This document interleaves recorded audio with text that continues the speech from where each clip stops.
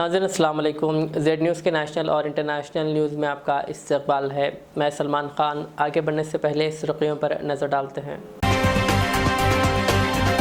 طیارے کو بم سے اڑانے کی دھمکی، سنگاپور کا شہری گرفتار۔ امریکی وزیر خارجہ کا دورہ اسرائیل، اسرائیل کی حمایت کی ٹھوس مثال، اسرائیلی وزیر اعظم کا بیان۔ سعودی عرب میں بھی شجرکاری مہم کا آغاز۔ ہندوستان 2023 کے گلوبل ہنگر انڈیکس میں 125 ممالک میں سے پہنچ گیا 111ویں مقام پر۔ اسرائیل نے غزہ میں اپنی افواج کو داخل کرنے سے پہلے وہاں کے شہریوں سے کہا وہ اگلے 24 گھنٹوں میں جنوبی علاقے میں ہو جائے منتقل۔ اب پیش ہے خبروں کی تفصیل۔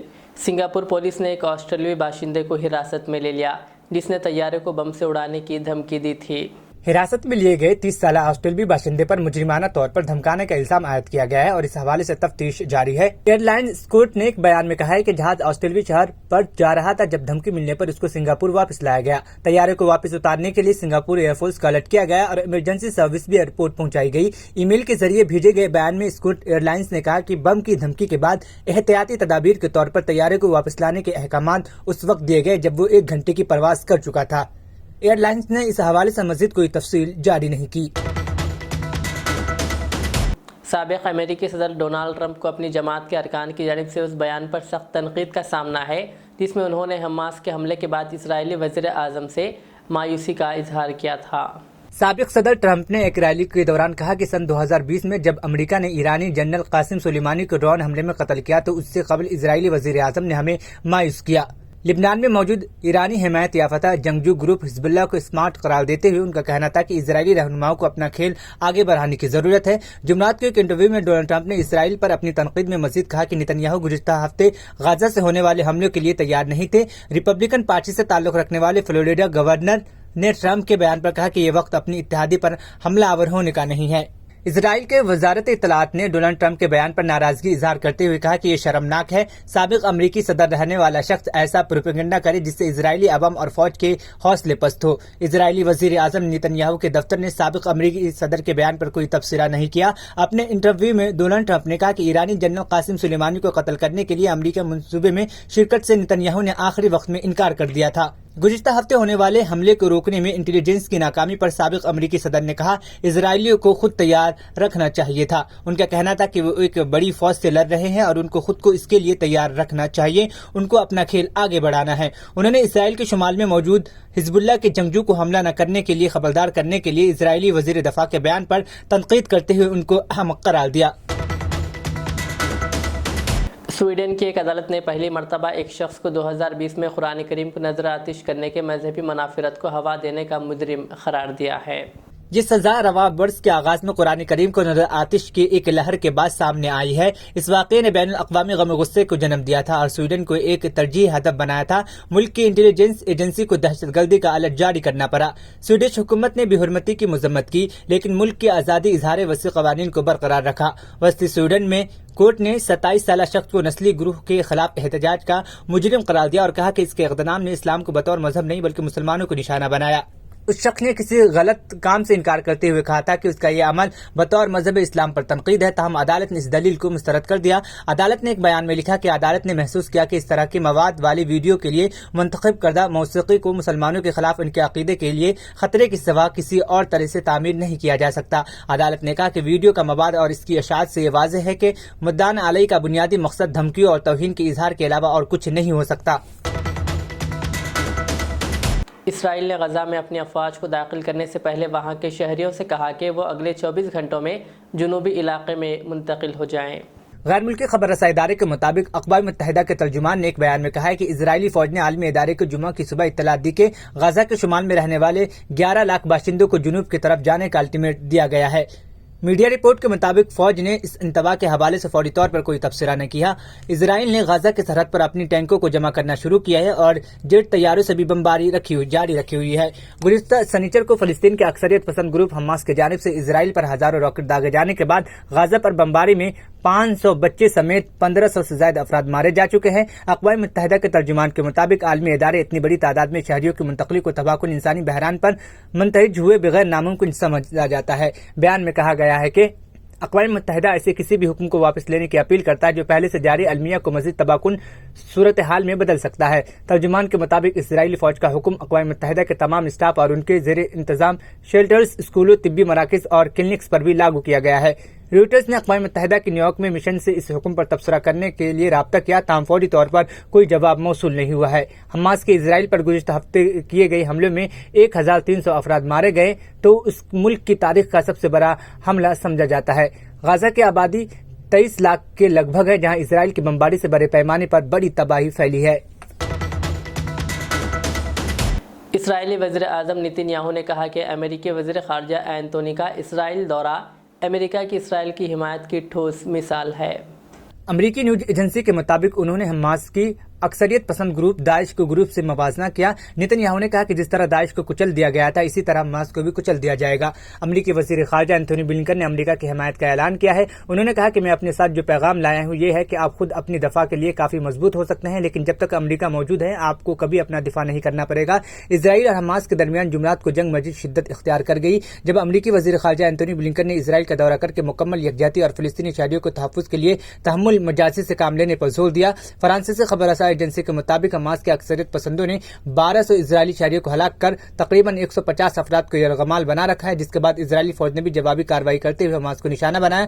6 دنوں میں اسرائیل کی جانب سے غزہ میں کیے جانے والے جوابی حملوں میں 1200 سے زائد فلسطینی ہلاک ہو چکے ہیں، جبکہ ہزاروں عمارتیں تباہ ہو گئی ہے۔ وزیر اعظم نتن یاہو نے بدھ کو اپنے خطاب میں حماس کو داعش سے تشبیہ دیتے ہوئے کہا کہ حماس کا ہر رکن ایک مردہ شخص ہے۔ انہوں نے اکثریت پسند تنظیم کو کچل کر تباہ کرنے کا عزم ظاہر کیا ہے۔ امریکی صدر جو بائیڈن، جنہوں نے اسرائیل کی بھرپور حمایت کی یقین دہانی کراتے ہوئے فوجی امداد بھیجنا شروع کر دی ہے، نے بھی خبردار کیا ہے اسرائیل کو تمام غصے اور مایوسی کے باوجود جنگ کے اصولوں کو مد نظر رکھنا چاہیے۔ اقوام متحدہ کے سیکریٹری جنرل اینٹونیو گوٹیرس نے تشدد کے سلسلے میں تشویش کا اظہار کرتے ہوئے کہا کہ تمام یرغمالیوں کی رہائی اور محاصرے ختم کرنے پر زور دیا۔ اسرائیلی وزیر توانائی اسرائیل کارنز نے جمعرات کو اس عزم کا اظہار کیا کہ غزہ کے مکمل محاصرہ اس وقت تک جاری رہے گا جب تک مغوبوں کی رہائی، یعنی جن کو قید کیا گیا ہے، ان کو رہا نہیں کیا جاتا۔ انہوں نے ایک بیان میں لکھا کہ غزہ کے لیے انسانی امداد، کوئی بجلی کا سوئچ آن نہیں کیا جائے گا، کوئی پانی کا نل نہیں کھولا جائے گا اور کوئی ایندھن کا ٹرک اس وقت تک داخل نہیں ہوگا جب تک اسرائیلی مغوی، یعنی جن کو قید کیے ہوئے یرغمالیوں کو واپس نہیں کی جاتی۔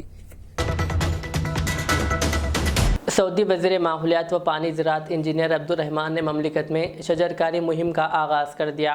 پہلے مرحلے میں مملکت کے مختلف علاقوں میں موجود 100 جنگلات میں پودوں کی افزائش ہوگی اور انہیں استعمال کے قابل بنایا جائے گا۔ سعودی خبر رساں ایجنسی کے مطابق قومی مرکز برائے افزائش نباتات کا کہنا ہے کہ اس کا مقصد 2,25,000 ہیکٹر سے زیادہ علاقوں میں 12 ملین سے زیادہ درخت اور پودے لگانے کا ہے تاکہ اچھے اور پائیدار ماحول قائم ہو۔ سعودی وژن 2030 کے اہداف اور گرین سعودی انیشیٹو کا مشن مکمل ہو۔ قومی مرکز برائے افزائش نباتات کی جانب سے گرین انیشیٹو کے ذریعے باغات اور جنگلات کی اہمیت اجاگر کرنے کے لیے آگاہی مہم بھی چلائی جائے گی۔ عوام میں پودوں اور درختوں کے تحفظ کی اہمیت اجاگر کی جائے گی، نگرانی کا شعور بڑھایا جائے گا، انواع و اقسام کی جنگلی درختوں اور پودوں کے حوالے سے نقشے اور اعداد و شمار تیار کیے جائیں گے۔ ہندوستان 2023 کے گلوبل ہنگر انڈیکس میں 125 ممالک میں سے 111ویں مقام پر ہے، جو پچھلے سال کے مقابلے میں 4 مقام نیچے ہے۔ تاہم حکومت نے اس رپورٹ کو ناقص قرار دیتے ہوئے مسترد کر دیا۔ آئرلینڈ اور جرمنی کے NGOs نے جمعرات کو جاری کردہ عالمی رپورٹ میں کہا ہے کہ 2023 کے گلوبل ہنگر انڈیکس میں 28.07 کے اسکور کے ساتھ ہندوستان میں بھوکے رہنے والے سطح تشویشناک ہے۔ خیال رہے کہ 2022 میں ہندوستان 125 ممالک میں سے 107ویں مقام پر تھا۔ خواتین اور بچوں کی ترقی کے مرکزی وزارت نے ایک بیان میں ان دعووں کو تردید کی اور کہا کہ یہ انڈیکس بھوک کا ایک ناقص پیمانہ اور یہ ہندوستان کی اصل صورتحال کی عکاسی نہیں کرتا۔ GHI کی رپورٹ میں پاکستان 102ویں، بنگلہ دیش 81ویں، نیپال 69ویں اور سری لنکا 60ویں نمبر پر ہے۔ جنوبی ایشیا میں سب سے سہارا اور افریقہ ایسے خطے ہیں جہاں بھوک کی بلند ترین سطح پائی جاتی ہے۔ وزارت نے کہا کہ انڈیکس بھوک کا ایک غلط پیمانہ ہے اور یہ سنگین طریقہ کار کے مسائل سے دوچار ہے۔ انڈیکس کا حساب لگانے کے لیے استعمال ہونے والے 4 میں سے 3 اشارے بچوں کی صحت سے متعلق اور ہو سکتا ہے کہ پوری آبادی کی نمائندگی نہ کرتی ہو۔ انہوں نے کہا کہ چوتھا اور سب سے اہم اشارہ ناقص غذائیت POU آبادی کا تناسب 3000 کے ایک بہت ہی چھوٹے نمونے پر کی گئی رائے شماری پر مبنی ہے۔ बाबरी मस्जिद तनाज़े पर सुप्रीम कोर्ट के 2019 में दिए गए फैसले के तहत अयोध्या मुस्लिम फरीक को दी गई 5 एकड़ अराजी पर मुजव्विज़ा मस्जिद अयोध्या का डिज़ाइन अब तब्दील कर दिया गया है। ये मस्जिद अब मशरिक़ वसती और अरब ममालिक में तामीर की जाने वाली अज़ीमुशान मसाजिद की तर्ज पर तामीर की जाएगी और इसका नाम हज़रत मोहम्मद मुस्तफ़ा सल्लल्लाहु अलैहि वसल्लम के नाम पर रखा जाएगा। अयोध्या के धनीपुर में 5 एकड़ अराजे पर मस्जिद, अस्पताल और दीगर सहूलियात की तामीर के लिए बनाए गए Indo Islamic culture foundation trust के चेयरमैन जफर फारूकी ने खबर रसा एजेंसी को बताया कि मस्जिद अयोध्या का डिजाइन अब तब्दील कर दिया गया है। फारूकी का कहना है कि मस्जिद का नाम पैगम्बर इस्लाम हजरत मोहम्मद सल्लल्लाहु अलैहि वसल्लम के नाम पर रखा जाएगा। इसके अलावा पहले वो इसका डिजाइन हिंदुस्तान में बनाई गई मसाजिद की तरह सादा था, लेकिन अब इसे तब्दील करने का फैसला किया गया है। अब इसे मशरिक़ी वस्ता और अरब ममालिक में तामीर होने वाले अज़ीमुश्शान मसाजिद के तर्ज पर तामीर किया जाएगा। रोज़ा है और हज है और कलमा है और नमाज है, तो ये 5 फंडामेंटल्स को ध्यान में रखते हुए हम लोगों ने ये मस्जिद डिज़ाइन की थी। क्योंकि इस तरह की मस्जिद जितना मैंने रिसर्च किया हूँ अभी तक तो कहीं पे बनी नहीं है ये कॉन्सेप्ट के ऊपर। तो जो कि ये 5 फंडामेंटल्स और 5 बेसिक्स ऑफ इस्लाम है, तो हमने चाहा था कि उसकी शुरुआत जिस तरह से होनी चाहिए उसी तरह हो, ताकि हमारे कोर कॉन्सेप्ट के अंदर डिज़ाइन प्रोसेस के अंदर वो इन्वॉल्वमेंट हो। सेकेंडली कॉन्सेप्ट और एक हम लोगों ने ये डिराइव किया था कि कुरान में भी इसका जिक्र है, साइंस भी जिसको जानता है मानता है कि नेचर में भगवान ने, अल्लाह ताला ने जो भी चीज़ें बनाई है नेचर में हो या किसी भी यूनिवर्सल लेवल पे हो, जैसे आपने कुछ इमेजेस देखे भी कि नेचर में हम जैसे देखते हैं कि फूल है या परिंदे हैं या बटरफ्लाइज है या एनिमल्स है या जो भी है, या हमारे बॉडी के स्ट्रक्चर को भी हम देखेंगे तो एक रेशियो में बनाया गया है वो, जिसको फॉरेंसिक साइंस भी यूज़ करती है। तो वो रेशियो को अगर हम लोग जैसे हम खूबसूरती करते हैं, खूबसूरत अब चेहरा हम कोई चेहरा हम देखते हैं तो चेहरा खूबसूरत कब लगता है, क्योंकि वो प्रोपोर्शन में अगर वो नेचुरली है तो वो फंडामेंटल्स हम लोगों ने कोशिश की थी ताकि वो खूबसूरती ये प्रोजेक्ट के अंदर, ये डिज़ाइन के अंदर, ये स्ट्रक्चर के अंदर हो। आर्किटेक्चरली भी काफ़ी सारे पूरा आर्किटेक्ट्स लोगों ने जो ये पहले भी कॉन्सेप्ट यूज़ किया है, जिस तरह ताजमहल है या आईफिल टावर है या ग्रीक आर्किटेक्चर पहले हुआ करता था या इजिप्ट के जो पिरामिड्स बने हैं वो इसी कॉन्सेप्ट पे बने हैं। इस वजह से आज वो उतने फेमस हुए हैं क्योंकि वो खूबसूरत दिखते ही इसके लिए क्योंकि उस प्रोपोर्शन पे बनाया गया था। तो हमारी भी उम्मीद यही थी और कॉन्सेप्ट यही था कि ये भी स्ट्रक्चर, ये भी मस्जिद जो मुझे मौका मिला है डिज़ाइन करने का, वो उतनी फेमस हो, उतनी खूबसूरत हो, और उसी तरह हम लोगों ने इसको डिज़ाइन करने की कोशिश की है।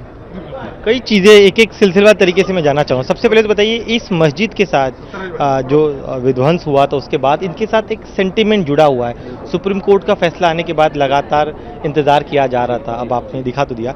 वो सेंटिमेंट्स को किस तरह से आपने दिखाने की कोशिश की है अपने इस मस्जिद में? जी, पहली बात तो जैसा अरफात भाई ने भी कहा कि कुछ सवालात थे काफ़ी लोगों की, तो ये सवालात के उन्हीं सारे सवालात के जवाब को देने की हम लोगों ने कोशिश की थी। अब वो जवाब जो है वो हम लोगों ने आर्किटेक्चरल टर्म्स पे और एक जाइजेंटिक लुक देने के हिसाब से हम लोगों ने यहाँ पे कोशिश की है। बेशक सेंटिमेंट्स इन्वॉल्व हैं और हम लोगों ने भी उसी सेंटिमेंट से ये डिज़ाइन किया है, दिन रात एक की है। जितनी हमारी एहसास है इस्लाम को लेकर, मुसलमानों को लेकर, जितनी हो सकती है हम लोगों ने इसमें डाली है डिज़ाइन में। आखिर में सुर्खियां और एक बार। तैयारे को बम से उड़ाने की धमकी, सिंगापुर का शहरी गिरफ्तार। अमेरिकी वज़ीर ख़ारजा का दौरा इस्राइल, इस्राइल की हिमायत की ठोस मिसाल, इस्राइली वज़ीर आज़म का बयान। सऊदी अरब में भी शजरकारी मुहिम का आगाज़। हिंदुस्तान 2023 के ग्लोबल हंगर इंडेक्स में 125 ममालिक में से पहुंच गया 111वें मुकाम पर। इसराइल ने गजा में अपनी अफवाज को दाखिल करने से पहले वहां के शहरियों से कहा वो अगले 24 घंटों में जुनूबी इलाके में हो जाए मुंतकिल। ये थी आज की दिन भर की हमारी खबरें। मुझे इजाज़त दीजिए। हमारे इज़्ज़त चैनल को यूट्यूब पर सब्सक्राइब, फेसबुक पर लाइक शेयर ज़रूर करें। अल्लाह हाफ़िज़। मेहनत, लगन, निफासत का हसीन मरकज जौहरी, क्राफ्टेड जस्ट फॉर यू। मियार और एतमाद की रिवायत, जेवरात ऐसे कि आपका दिल जीत लें। जौहरी के दिलकश डिजाइन आपको दूसरों से मुनफरिद बनाए। हम हर किस्म की डिजाइन की ज्वेलरी ऑर्डर्स पर भी बनाते हैं, कोई यूं ही नहीं बनता। जौहरी दुनिया भर के 15,000 से ज्यादा के डिजाइन मौजूद हैं जो आपके दिलों को भाएं। इतने खूबसूरत डिजाइन की ज्वेलरी कहीं और न मिले। कारीगरी के असली मायने आपको जौहरी पर तशरीफ लाने पर ही पता चलेंगे। हर 916 हॉलमार्क ज्वेलरी पर only 4.9% wastage, no making charges. Johri, crafted just for you. Gold, diamonds and platinum. Opposite Success School, 7 Toms Road, Toli Chowki, Hyderabad.